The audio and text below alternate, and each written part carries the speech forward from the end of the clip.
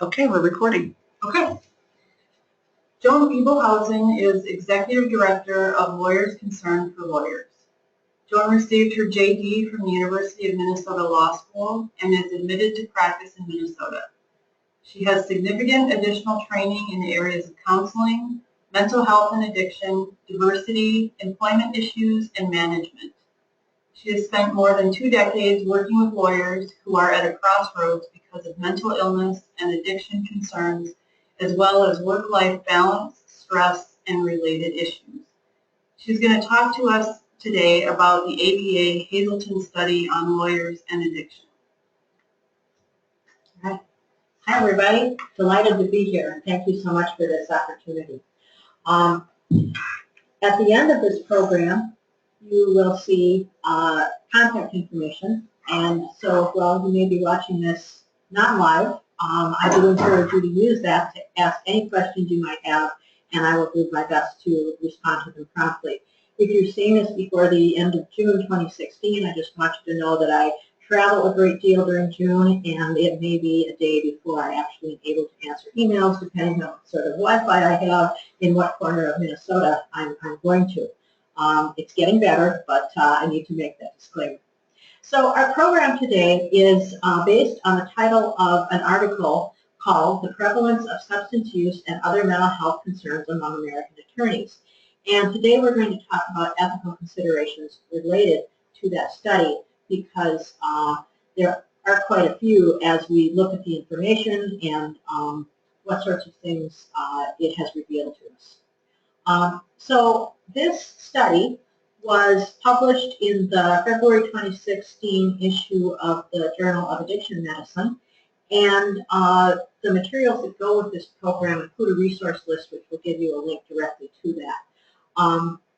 It was a collaboration of the American Bar Association Commission on Lawyer Assistance Programs, also known as COAP, and the Hazelden Betty Ford Foundation, which I think may be one of the first times that that sort of collaboration took place, certainly having to do with lawyer wellness.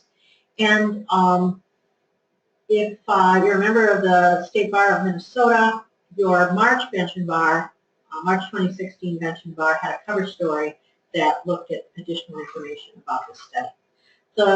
The survey was of over 15,000 lawyers, and by the time they threw out the ones that weren't valid for one reason or another, maybe 2 surveys on the same computer, even though they may have been 2 different people, who knows, but they had a result of 12,825 lawyers who are active in the legal profession. And they hailed from 19 different states. So what this survey used was an instrument called the Audit 10.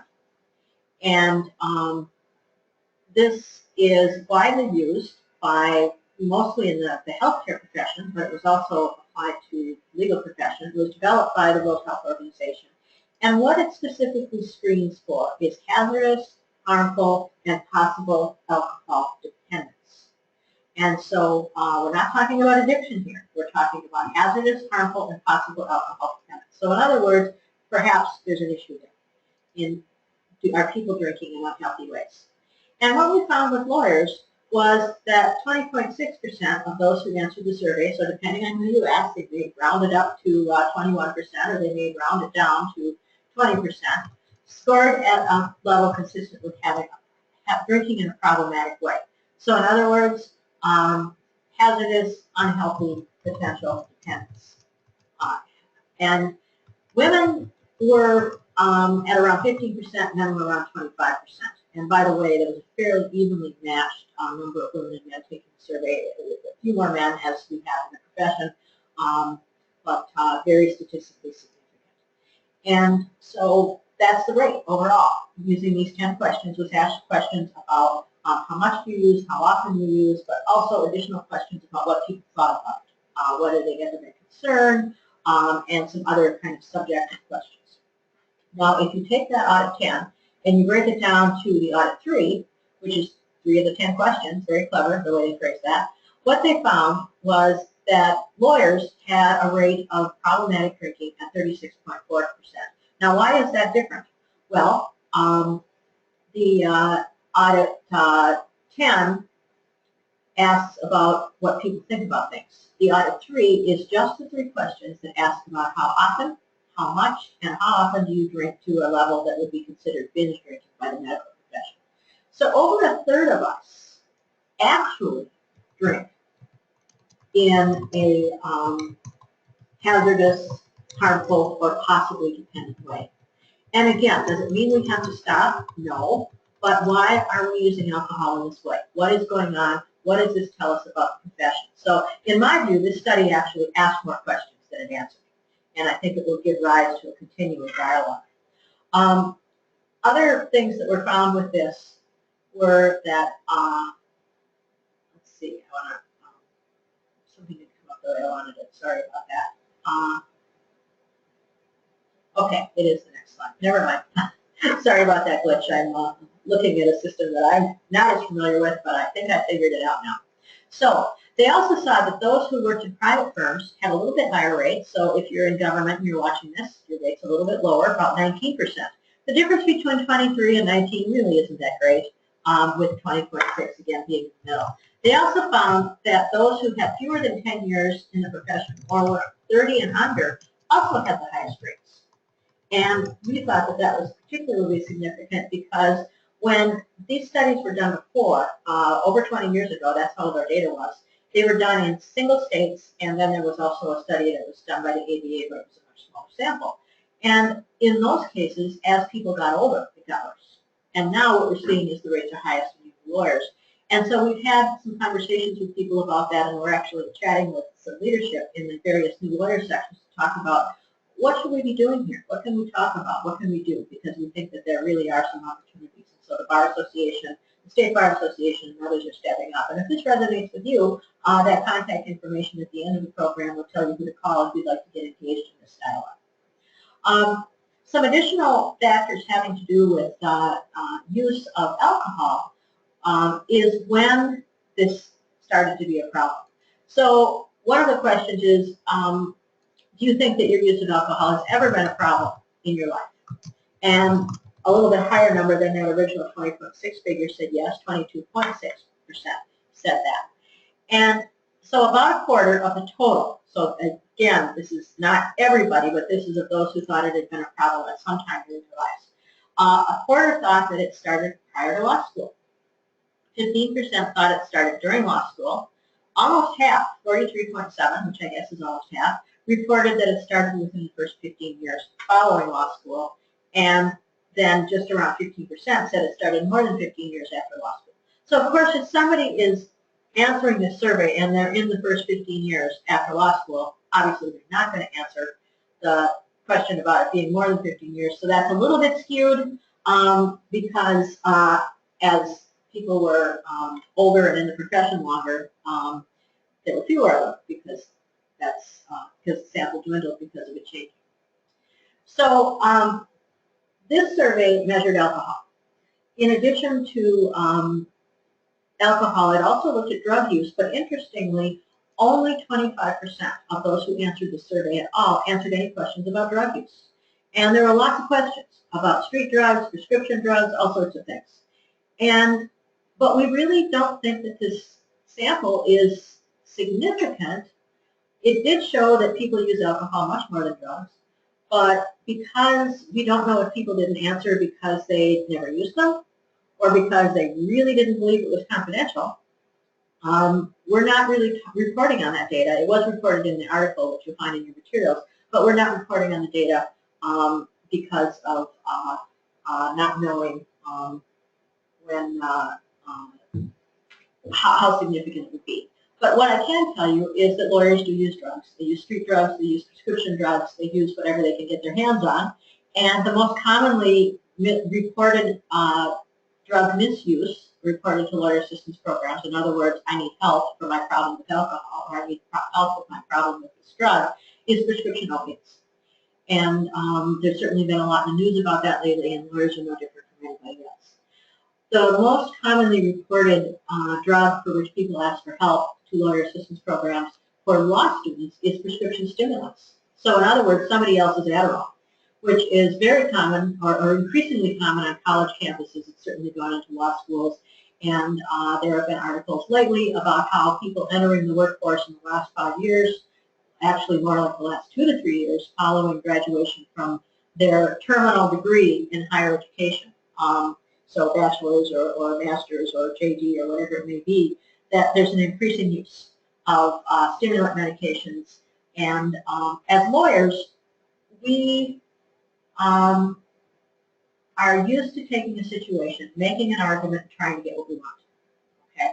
So think about that. You go to your doctor and you've decided you want a prescription for a particular medication. Somebody gave you an Adderall, said try it, it'll help you study. It did, and now you go to your doctor and describe the symptoms of ADHD, and lo and behold, you get your own prescription. If you have ADHD, it can be career saving. It can make a tremendous difference in your ability to do your job. If you have children with ADHD, you've certainly seen the difference that it can make for them. If you do not have ADHD, it's just speed. And by the way, it's a Schedule II controlled substance. So that can be an issue with bar admission or licensing boards or whatever it may be to be using a substance. You know, alcohol is one thing. It's legal to use it, period. It's not legal to drive when you've used it. But using somebody else's Schedule II controlled substance is typically a felony. So that's a much bigger issue in terms of some of the things we can see. When we look at drugs and alcohol, we understand. If you could see me, you would see that I would be lifting my arm, pretending I was lifting a drink, all right? Or I'm pretending I'm putting something up my nose, or I'm pretending that I'm shooting something into my arm. So all of these things are ways that we ingest some substances. We can get that. You can do a picture of the body just like on the antacid commercials, and you can see the substance going in there, and you can see the colors changing. You can understand that it's there. But what about compulsive behaviors? What about things where you can't actually see it? Here's what's going on. When you take a drink, it is not your arm that's involved. It is your brain.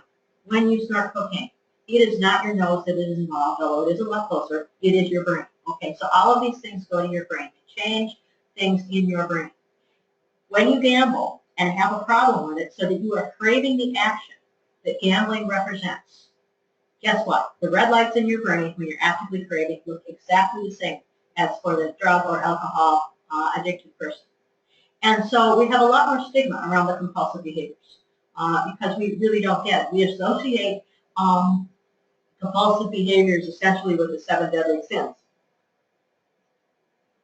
Gambling we associate with greed. Sexual compulsivity, which is kind of icky, and which is the most common compulsive behavior for lawyers, we associate with another deadly sin, lust, okay? And so we think about these things as more value-related kinds of things, and yet the brain is triggering and craving in the same way for the action, for in sexual compulsivity, it isn't necessarily quote-unquote the conquest, but it's the idea that you could. It's the idea of being attractive enough to always be on the prowl, whether or not you actually achieve something.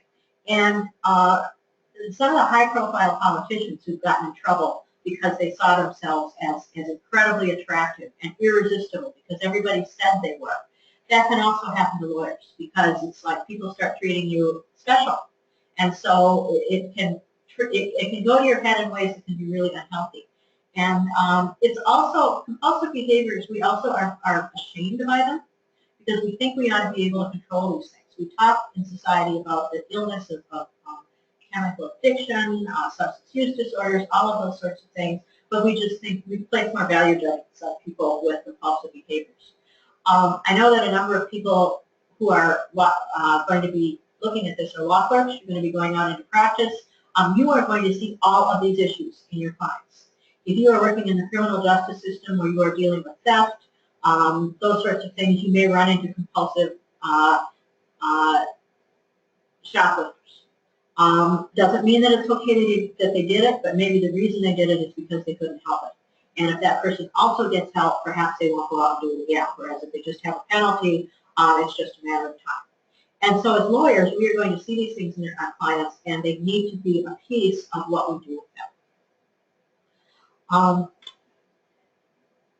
going to talk now about what the study showed us in terms of mental health issues. And this was based on a 21-question survey. It said that right there in the name, so I think that's really clever, called the DAS 21. And what this looked at was depression, anxiety, and stress. Stress to a degree that is debilitating. And what they found is that 28% of those answering the survey met the criteria for major depressive disorder at some time during their careers. So it may have been a period where they no longer were experiencing it, but they had experienced it at some time. And women had a lower rate in this survey than men, which is not the case with the population as a whole, because women, depression sometimes shows up more along the sadness spectrum, whereas with men, it can show up more along the anxiety, anger spectrum.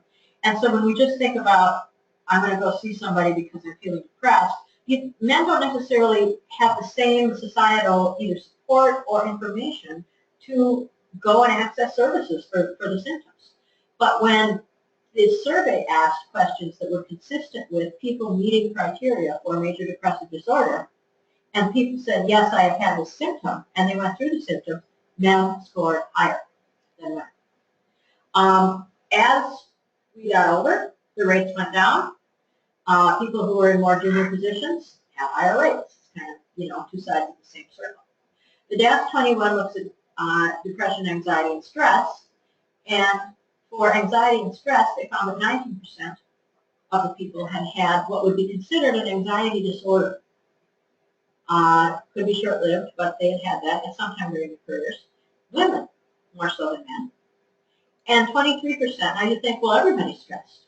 This is stress at a level that is keeping you from being able to function normally. So it's impacting you in a negative way. The questions were consistent with identifying what happened, not just did you feel stressed.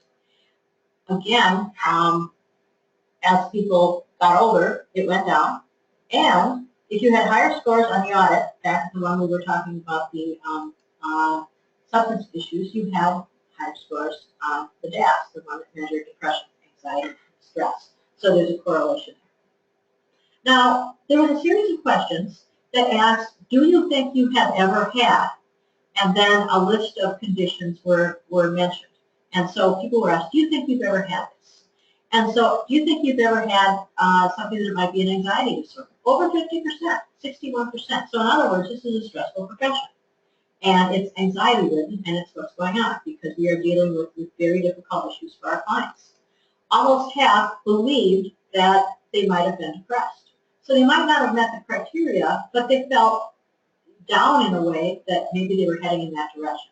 And then some other categories that were listed were, as you can see on the slide, social anxiety, which is a type of anxiety as is panic disorder.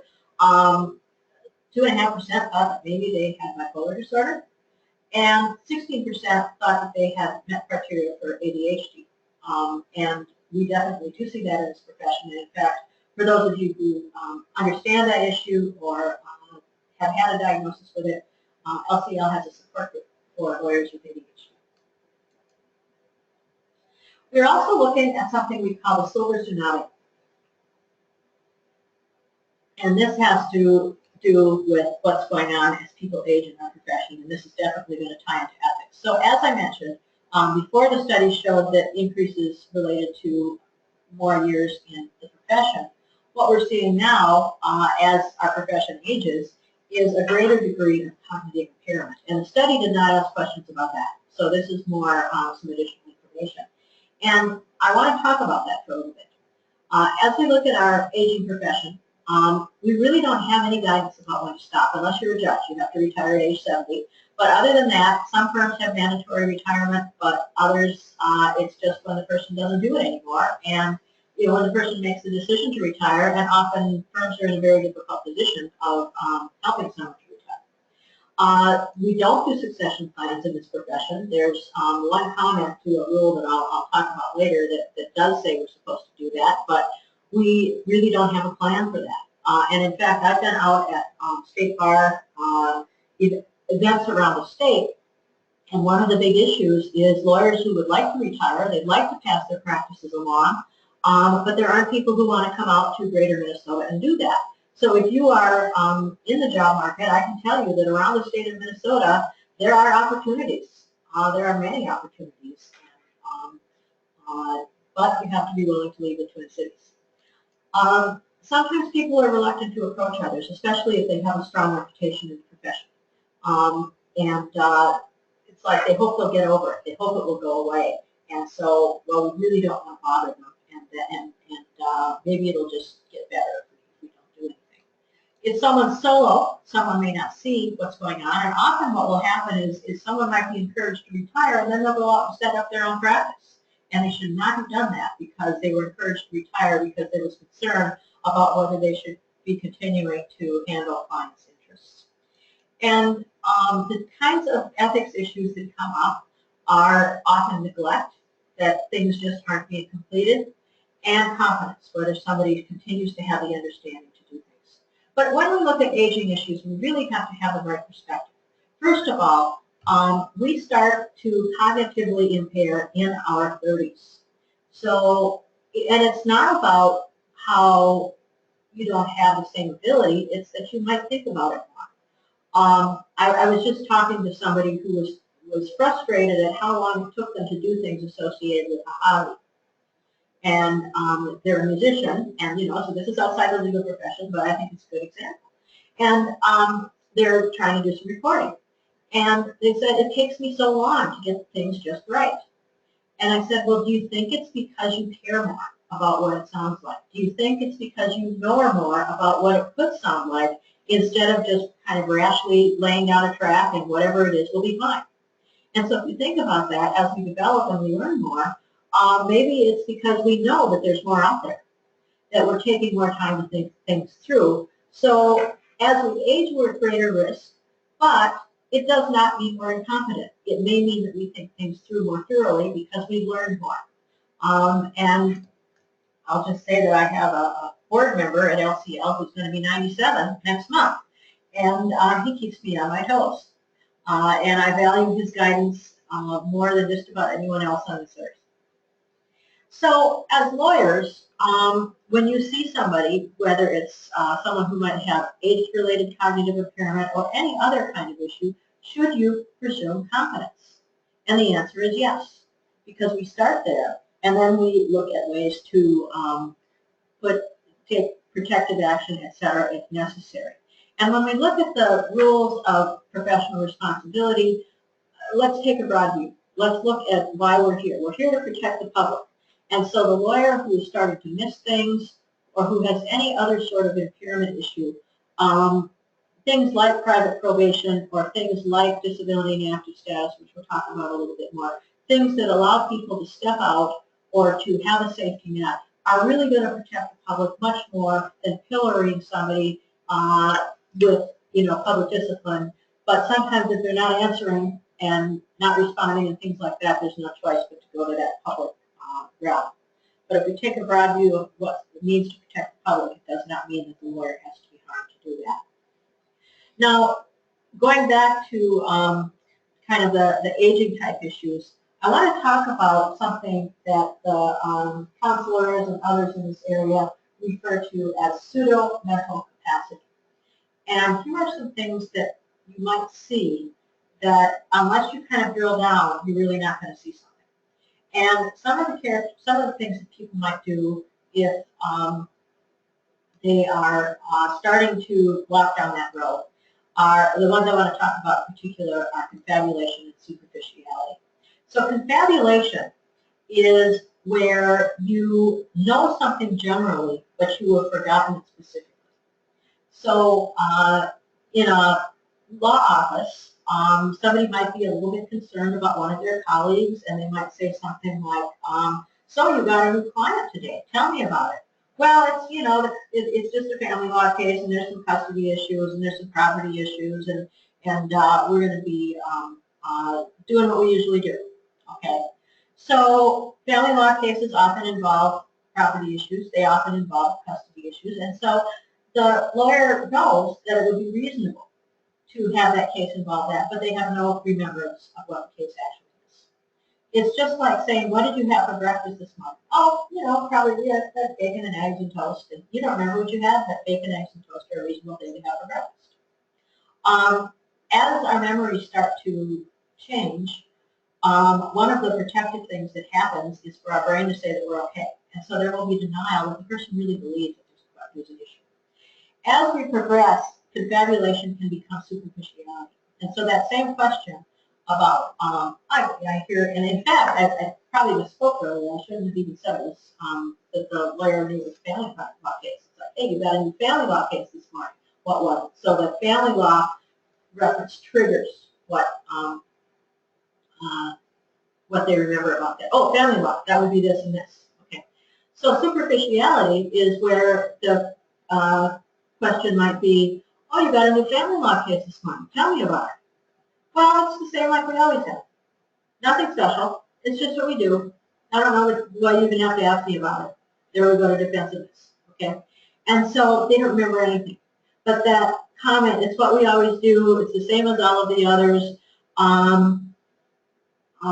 If you were to ask what county is it venued in, or what's the value of the marital, what's your assessed value of, or your estimate of the marital estate, or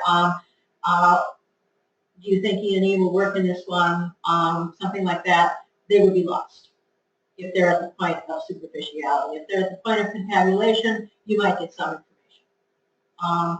And so when we just ask a general question that people can answer in those vague ways, we're not really going to be able to find out. And that's one of the things we're talking to people in more management about, is how to ask some of those questions, and we have some resources for that. The key is to get an assessment.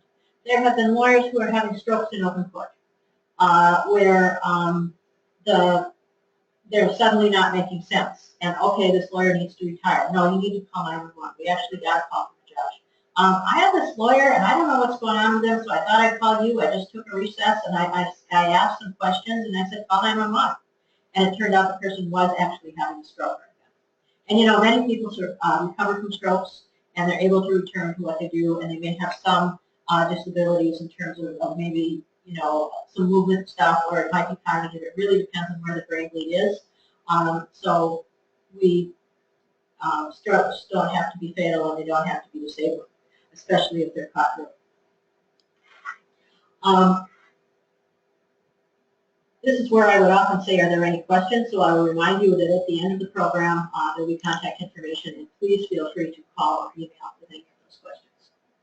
Now, in our profession, one of the things we hear about is high-functioning attorneys, high-functioning alcoholics, high-functioning with a mental health issue. And so next I'm going to talk about the concept of high-functioning and impaired. We are competitive overachievers. We are not going to let anybody see that we have a problem if we have a problem. And the deeper it gets, the harder we're going to work to cover it up. So by the time something is showing up at work, there might be a very serious issue. It may be that the person has had no public consequences, because that's the part that they're protecting most against. Yeah, I don't drive home from work anymore because parking got too expensive. I found if I took an Uber every day, it'd actually cost me less. My insurance is cheaper. I don't have to pay for the ramp. And things like that. Well, that's because they're going to be drunk and they don't want to get a DWI. It may be someone who's in a high enough position that they have a little accountability. They're a rainmaker or something else like that. There's some other way in which they have status. We have helped judges where people were concerned about, well, I don't really see something that I can point to. It's just that I don't think things are right. So they may not really be in a position of reporting to someone, rather people report to them. Their physical appearance, guess what? It's going to be great, because you are going to make sure that you don't look like a problem is there if you are trying to do everything you can to protect your access to be able to continue to drink the way you want. And we will isolate subtly and have good boundaries, or so it appears. And so where you used to go out and spend more time with your friends or your colleagues, now you end it pretty early. And that's because you want to do your serious drinking elsewhere. So you might say, well, kids have something going on tonight, and the kids might have moved out of the house, or they don't have anything going on, or even if they do, you're not going to show up because you're drunk again, but you're going to go do your drinking. And then the one that I like is finishing drinks. The person who does not have a problem doesn't notice when somebody else doesn't finish their drink. The person who has a problem is bothered when somebody else doesn't finish their drink, and they're always going to finish theirs. So that's often a question that we'll ask, how do you feel when you see that someone hasn't finished their drink? And if you say, I've never really noticed, well, that's, pretty good. But if you say, I can't believe people waste things like that, that was an expensive bottle of wine, so that's what you're telling yourself. But if you're getting annoyed by it, that's something to think about. So now I want to talk about another piece of the study that really was concerning. And this was questions about suicide. Now remember, we talked about 12,825 lawyers. And 11.5% said that they had had suicidal thoughts at some time during their career. So in other words, wouldn't it be easier if I just wasn't here? We joke about things. If that happens, I'll kill myself. I mean, it's just the way that people talk sometimes. And that's not what I'm talking about. But just the idea of, if I didn't have to do this, if I didn't have to be here, and even starting to think about, what would it feel like to jump off a bridge? We've thought about that, a significant percentage. Almost 3% of us have engaged in self-injurious behaviors. We may have tested something out. We may have taken more medication than we were supposed to, wondering, well, if I don't wake up, it'll be okay. And then 0.7% of us had at least one attempt. Now, if you think about 12,825 lawyers, and you round 0.7 down to what mathematicians would do, which is 6.6, or you round it up to 7.5, or the 0.7 is rounded from either of those, we are talking about between 85 and 96 people who have actually attempted suicide and survived. Because obviously, if they didn't answer the survey. Because we are perfectionists, lawyers tend to have a higher rate of suicide than the rest of the population. Now, it could be that the people that completed this survey were somewhat self-selected, that they were interested in doing it because they had gotten help. And a very significant percentage of this 85 to 96 people might be people who are in recovery from a mental health or chemical dependency issue, and it was that suicidality that convinced them that it was time to get help. And that's what I would say, is that if suicide has ever seemed like a reasonable option, something's not okay, and it's time to ask for help. All right, I'm going to move on to the rules, the really exciting part of this program. But I think that there will be some stuff here that will resonate and be something we can use. I always like to start with Rule 1.3, which is about diligence. It says, a lawyer shall act with reasonable diligence and promptness in representing a client. Okay, that makes sense, right? That makes sense. Now, the rules govern, the comments advise. And comment 2 to the rules on diligence says, a lawyer's workload must be controlled so that each matter can be handled confidently. Think about that. What does that mean? A lawyer's workload must be controlled so that each matter can be handled confidently. To me, this gives permission. This says, if my plate is too full, that I'm feeling like I'm not doing a good job for my clients, then I am violating the rule of diligence. And that gives us permission to say, I have to take some things off my plate. Because if it's just us, I ought to be able to handle this. Well, the fact is you're not.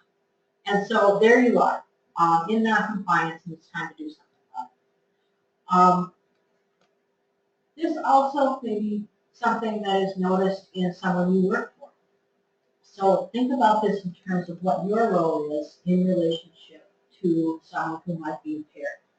When you're working for a lawyer who might be impaired, and we will hear sometimes about the person, the newer lawyer will get a call on Monday morning from the person that's still up in their cabin saying, you're going to have to handle this, and they have no idea how to handle it. Or I'm just not going to be there, you're going to have to let them know I won't be there. And maybe they're it's too hungover to drive, or they're still drinking for another day. And so enabling is where we cover for other people's mistakes. We cover for what they don't do and what they don't take care of. And the person who is trying to protect that issue can be, can intimidate us. They can make us, because remember, they're trying to protect what's going on with them. They're the high-functioning person. They're competitive overachievers in protecting that addiction or whatever the other issue is. So it's like, you didn't do this right. Well, I didn't. Either I didn't know how, or you never told me. I told you. No, I didn't. No, you didn't. And it's important to remember that you don't know what you don't know, especially if you're a more junior person. And I've spoken with MLM, Minnesota Lawyers Mutual, in some seminars where one of their attorneys will talk about claims they've paid out, where somebody who didn't have the level of experience that the matter required took care of something because the lawyer was not able to do so, because they were drinking, they were debilitated from depression, or something else was going on. So it may be up to you to protect those clients. And you can call LCL. We don't give legal advice, but we can kind of help you sort of frame an issue. You can get an advisory opinion from the Office of Lawyers' Professional Responsibility.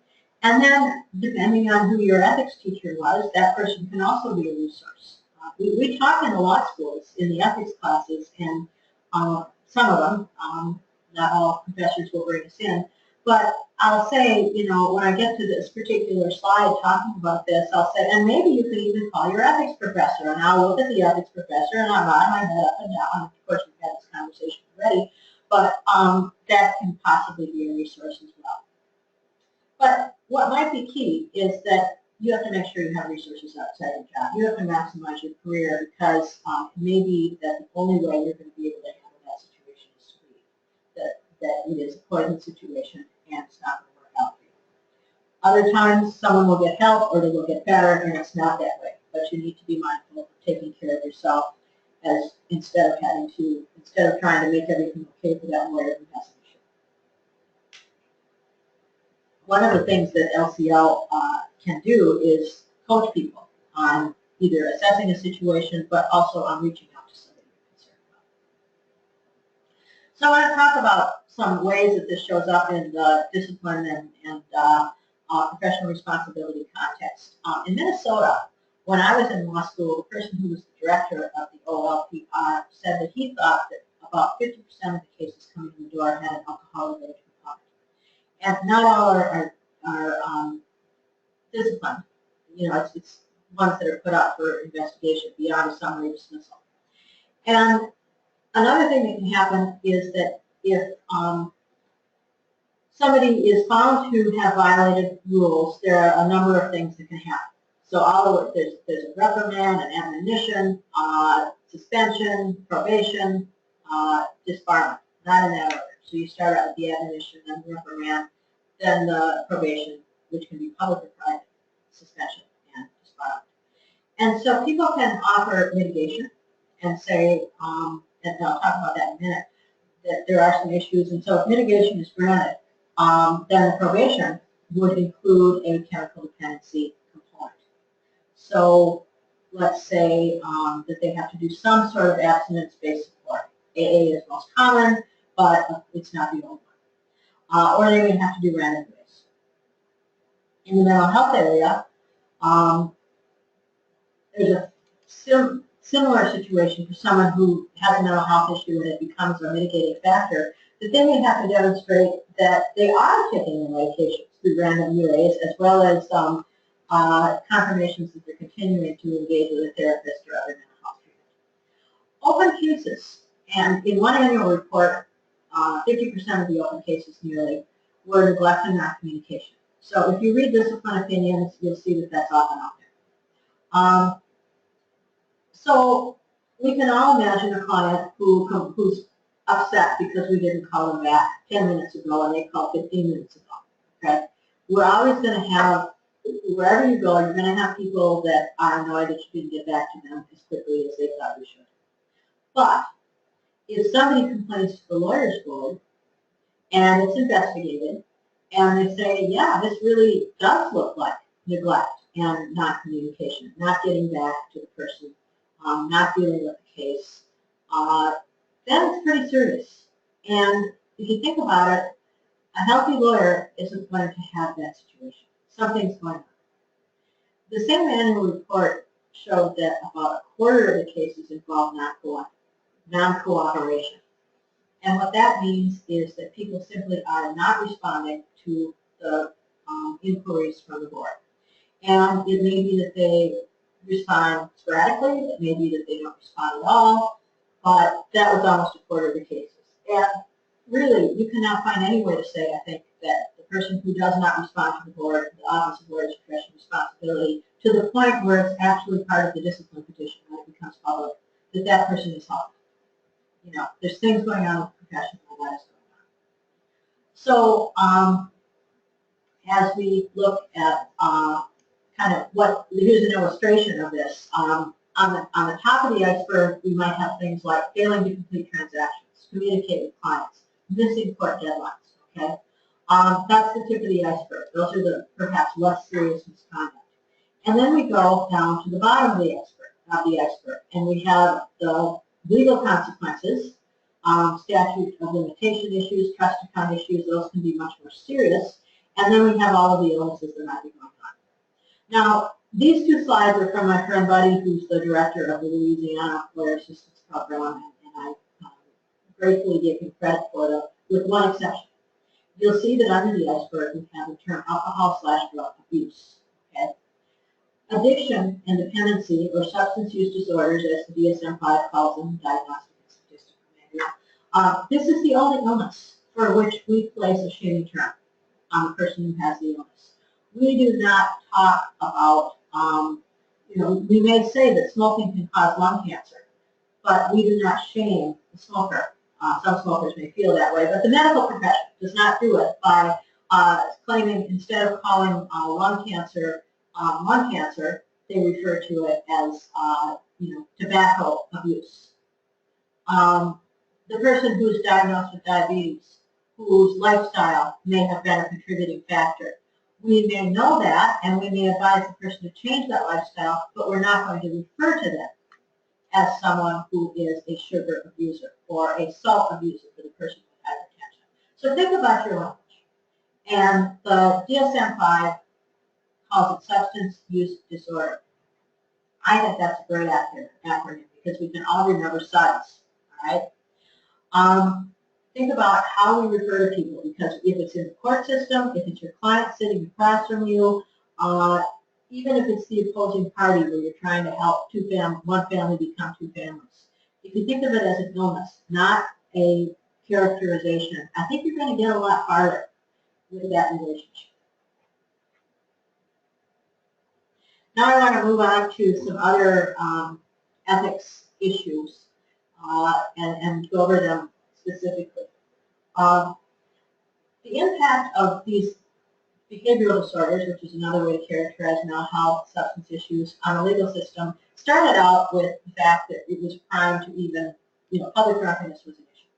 Well, we don't have that anymore. We have problem-solving courts. We have wonderful things that are out there to help people get the help they need and no longer be part of the system because they're in recovery and don't have to steal the support they have. Within the disciplinary system, we've got some rules that are helpful, and I'm going to go through these one at a time. First of all, if a lawyer is unable to represent or continue a case because of their physical or mental condition, they are to decline or withdraw from the case so that that client can be better represented. So that is a requirement that we have within our profession. I talked earlier about no succession plan. Well, remember the rules are the rules govern in the comments guide. Comment 5 to the rule on diligence. Comment 2 is the one about balancing our lives.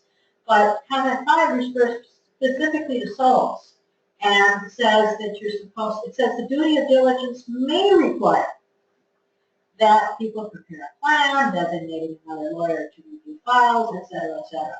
I did a program recently with a lawyer who actually acts as a trustee for other solo attorneys and has access to information that would help them to be able to notify the client of that lawyer's death or disability. We also have Rule 5.1, which is responsibilities of a supervisor. And this is where you can be held accountable for somebody else's misconduct if you have a collegial relationship that is a partnership, so you have an official relationship, or you have some sort of managerial authority in the organization, or you have supervisory authority.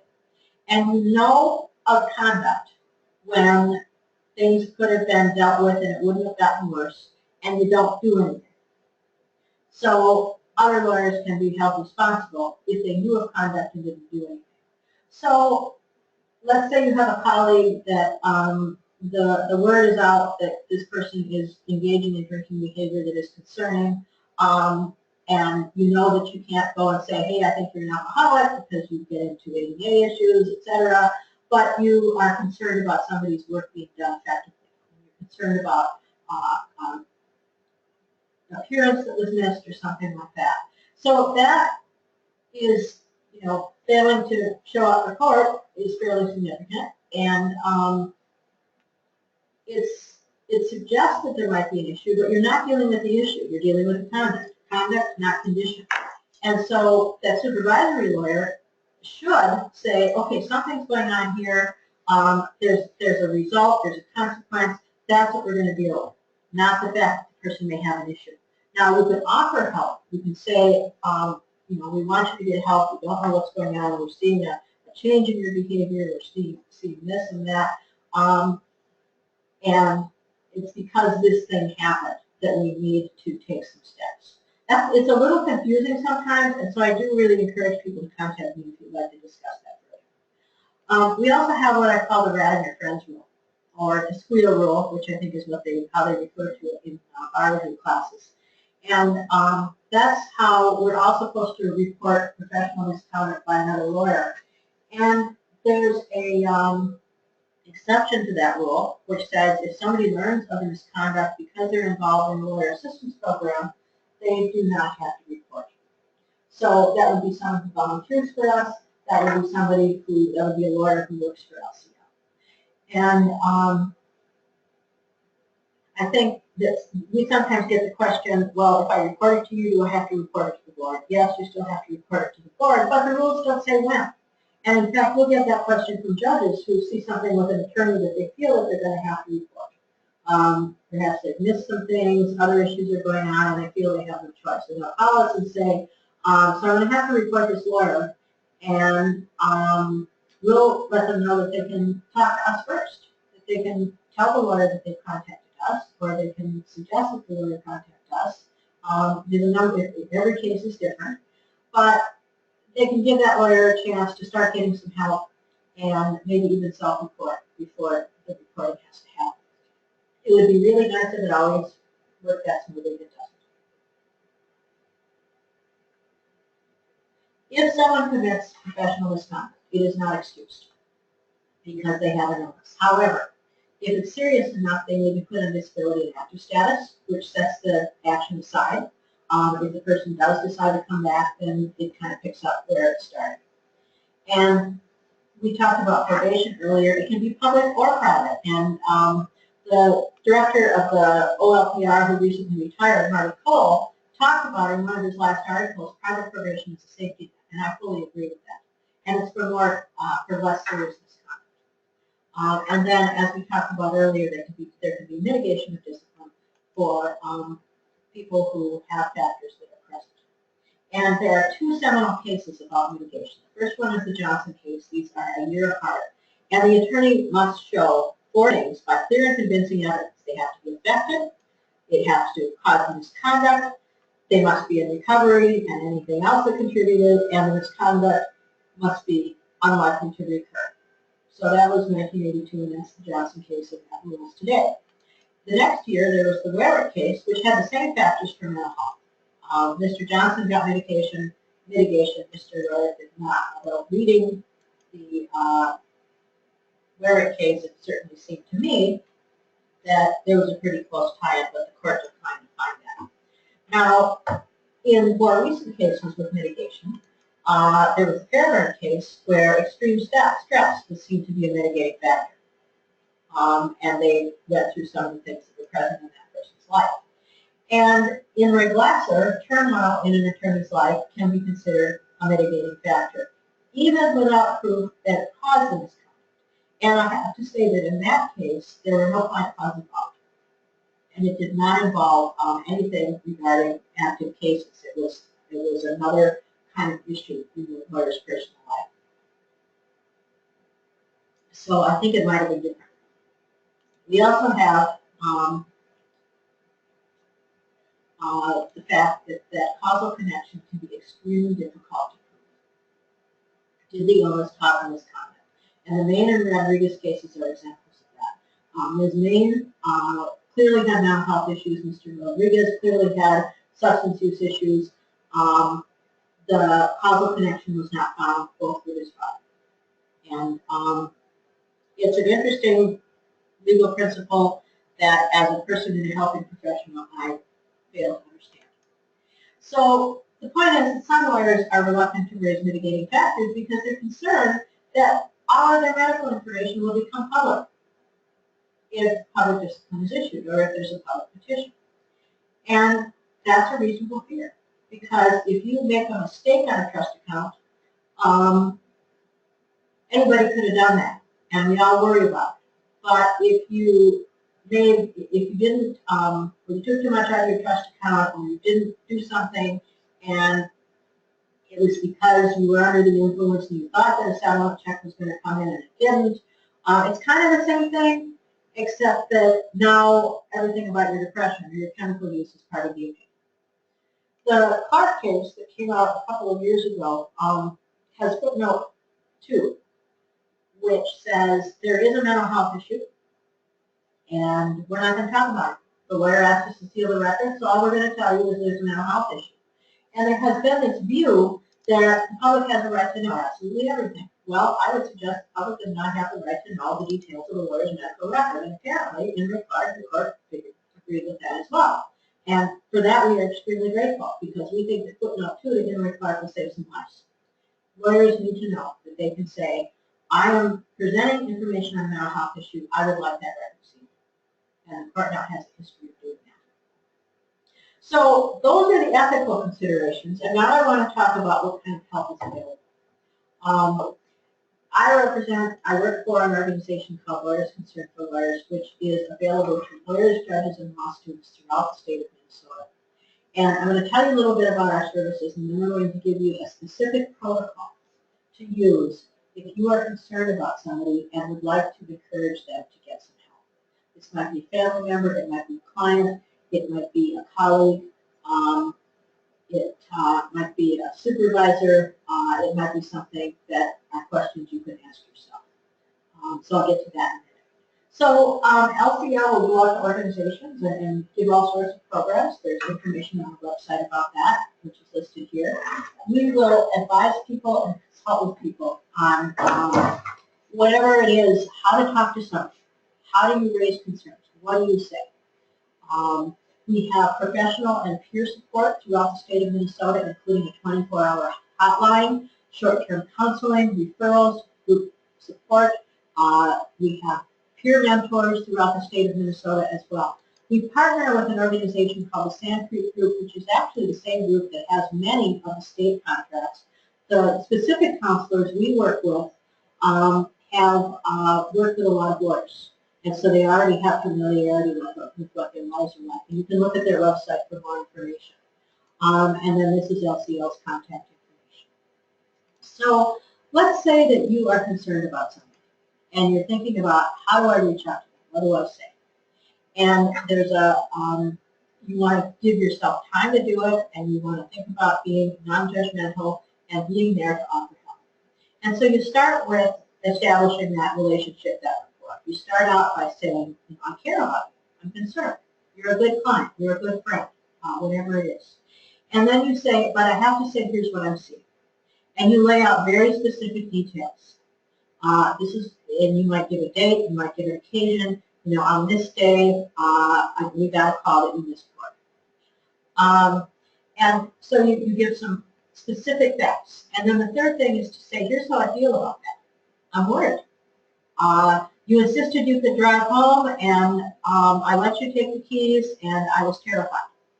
I couldn't sleep until I knew that you were okay. I thought I was going to get a phone call. So I care, I see, I feel. Even though lawyers will argue about everything, those are some things that it's hard for us to argue about. And then you listen to what they have to say. And then you say, here's what I'd like you to do. I'd like you to call something. I'd like you to ask for help. I'd like you to get an assessment. I'd like you to do something. And then you say, here's what I'll do. And you say what you will do to support them. I'll cover something for you while you go get help, but I'm not going to cover for you if you don't. And so I care, I see, I feel, you listen, I want, and I will. So that's a fit protocol to reach out to someone you're concerned about. And if you call us because you're concerned about somebody, we can walk you through it with more specific information. Confidentially, free, and you can reach us 24/7. Although I will say the counselors that answer the phone at night haven't talked to a lot of lawyers, but if you need to talk to someone at 4 in the morning, it probably doesn't matter. So I thank you for your attention. I encourage you to look at the LCL website. Here's email to contact if you have questions. We have a Facebook page. Remember, LCL is confidential. Facebook is not. So it's there for your information. We try to put out wellness tips and announcements of programs and things like that. So I appreciate your attention, and I hope you will contact us for any support.